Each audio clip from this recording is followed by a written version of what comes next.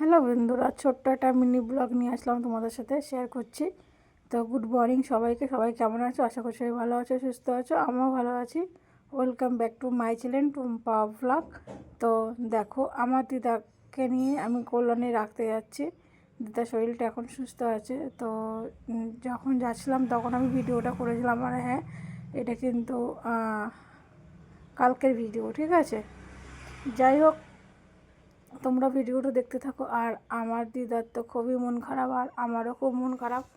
তো আমরা স্টেশনে বসে আছি, গাড়ি আমরা পাইনি, পরের ট্রেন ধরেছি। তো যাই হোক, তো আমি দিদাকে নিয়ে কল্যাণী যাচ্ছি। দিদা এখন সুস্থ আছে, এর জন্য দিদা বলছে আমাকে বাড়ি খাই। এবার রেখে এতদিন ধরে ছিল আমার কাছে। আর আমার দিদা আমাকে খুব ভালোবাসে, আমি আমার দিদাকে খুব ভালোবাসি। আর পৃথিবীর সব থেকে মনে হয় দিদা, দাদু, ঠাকুমা, ঠাকুরদাদা, এদের মতন বোধহয় আর কোনো কিছু হয় না। আর আমি যেহেতু বড়, আর আমার দিদা আমাকে ছোটোর থেকে কোলে পিঠে মানুষ করেছে।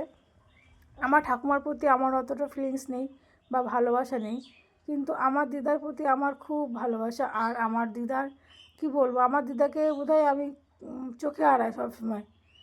যাই হোক, দেখো আমার দিদাকে আমি নিয়ে চলে এসেছিলাম। আর যখন আমি ফিরে আসছি দিদাকে রেখে, দেখো আমার দিদা আমাকে বলছে থাক, তুই নিচের ঘরে থাকবি। আমি বলছি না, আমি থাকবো না, আমি চলে যাব। বলেছি বলে দেখো আমার দিদা কাঁদছে, হাউমাউ করে কাঁদছে। বলছে থাক না বাবা, থাক না, এরকম করে যাচ্ছে। আমি বলছি না শোনো, আমি আবার আসবো, তুমি কান্নাকাটি কিছু করো না। আর দেখো এই জায়গাটাই আমার দিদা থাকে, এই যে মন্দির আর এই বাড়িটাই। এটা মামা বাড়ি, এটা আমার মামাদের বাড়ি, ঠিক আছে। সে মামাদের বাড়িতে রাখতে এসেছি। আমাকে বলছিলো থাকার জন্য। দেখো আমি থাকতে পারতাম, আমার ছেলের পড়া রয়েছে, স্কুল রয়েছে, একদিনের ব্যাপার। তাও আমার না ভালো লাগছিলো না। একটু দিদা কাঁদছিল। আমি বলছি দেখো কেঁদো না। খুবই কান্নাকাটি করছিল। আমি চোখের জল মুছে দিচ্ছি। আর বলছি একটু হাসো।